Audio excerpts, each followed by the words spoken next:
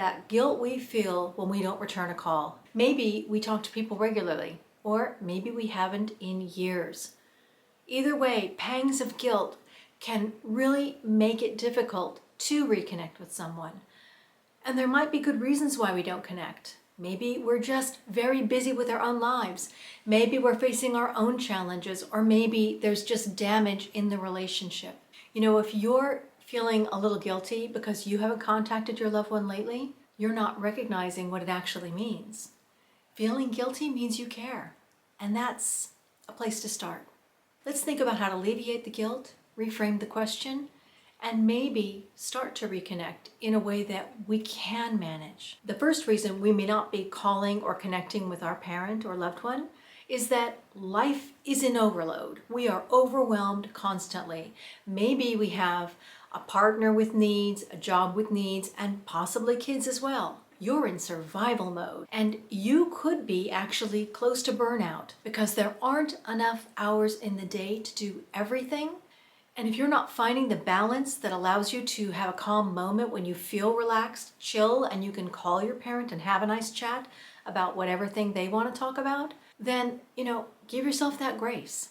Because life does happen to all of us, and sometimes we are overwhelmed. Another one is emotional distance. Maybe you never had a deep connection with your parents, or maybe something changed and you don't now. The lack of a deep connection doesn't mean you don't love them on some level. It just means that picking up the phone and calling them might be a bridge too far. And when that's the situation, picking up the phone might feel really odd. What would you possibly say to them? If you haven't spoken to them in years, what do you have to talk about? And also, talking to them could bring up some past pain or stress that you already are feeling, and you just don't want to do that. You need to block that out of your life. That's understandable. But don't feel guilty about it. Just embrace the fact that you do care and leave the guilty to one side. It's not a helpful emotion, and you know what you need to do for yourself, so do that thing. The other is mental or emotional energy. Some of us have parents who take a lot of mental and emotional energy. When we engage with them, they are like a train running through our lives. They're not stopping to check in. They are talking about their own journey, their own issues. They don't even ask how you're doing. And I've had that experience with my mother in the past. It can be draining and also an emotional event in itself. If you feel like a call with your loved one will leave you feeling drained emotionally and physically, and maybe even a little empty inside because there wasn't caring on their side, that can make you not want to call. And again, owning that and accepting it could mean you just need some more time. You need some downtime so you can be in a place where you can handle a call like that. And finally, there's the guilt spiral. The longer you don't call, the harder it is to make contact.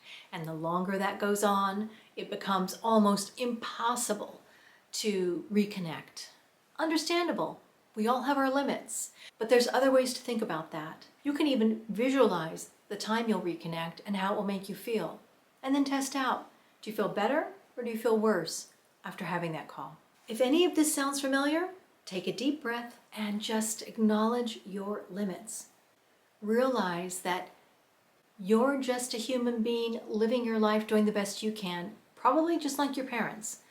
And they might understand that you don't call, because at the end of the day, your parents may also be delaying reaching out to you for some reason, for some of the same reasons you're not reaching out to them. Guilt can be a motivator because it can lead to actions. But don't let it be as something in the pit of your stomach that grinds away at you. That is not healthy for you or potentially for the relationship you're trying to reconnect with. Recognize reality. You can't do everything, and that's okay. But let me give you my 5 tips for gently reconnecting with your loved one. Even if you're short on time, emotional strength, or physical energy, these can still work. Just break them down into small, easy steps. The 5-minute monthly call. Set a reminder on your phone for a call or a video chat to just check in with your parent. Keep it light, keep it easy, and keep it frequent enough so they feel like there's some kind of checking in.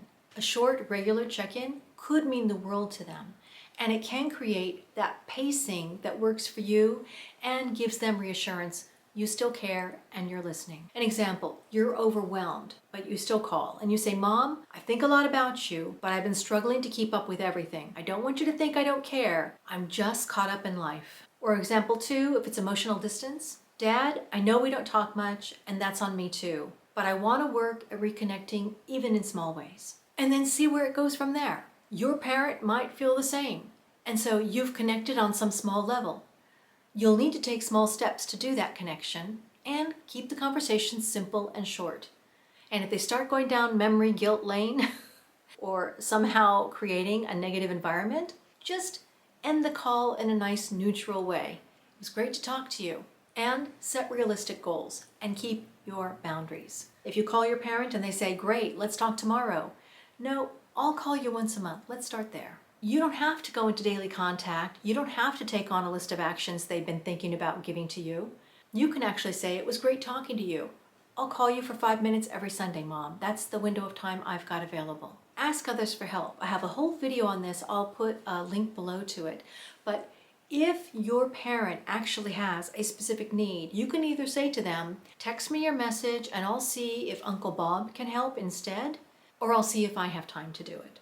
If in doubt, let them make the ask and then see if you can get a friend or family member to follow up or check in if you can't. Send a voice message. If your parent tends to ramble on or get very emotional on the call, a quick voicemail or text message just saying, hey, I'm thinking about you today. Hope you're well. Take care and have a good day. Can be enough. Or just an emoji with a small message, thinking of you today. Love you. The great thing about it is if they respond, you don't have to look at it right away if you're not feeling up to it. And you can protect yourself from anything emotionally charged that might be in their response because you can just glance over it. You don't have to read it and take it all in. You don't have to stab your heart with wounds from their message back. So if you're worried about that, text messaging and voice messaging can be a great way to set boundaries in communication. The next one is kind of a fun one, sharing a memory. Sometimes on your phone will come up a picture of the past, right? If one comes up with your loved one, you can actually forward that to them with a little note, thinking of you in the time we went to the zoo. You can also share a current video that brings them back into your life. The baby's walking, Mom. All of these are simple ways to reconnect visually with your parent, and that may be helpful if they're dealing with something like dementia or struggling with emotional issues.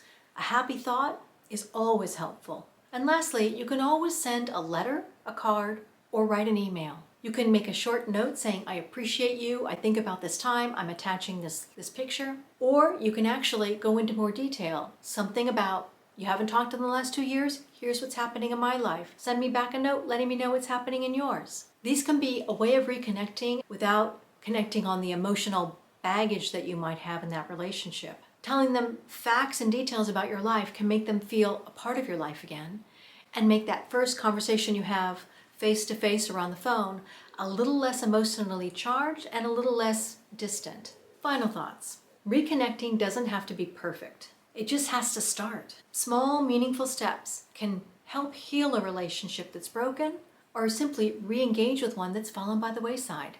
Don't feel guilty for being human, for being busy, or for having an emotionally distant relationship with someone. You will have those moments. But connecting on whatever level you're capable of, maintaining your boundaries, and reaching out to someone to give them a little joy in their life and create a little bit more in yours as well, is a great way to bring peace to that relationship and create a way for you to move forward together.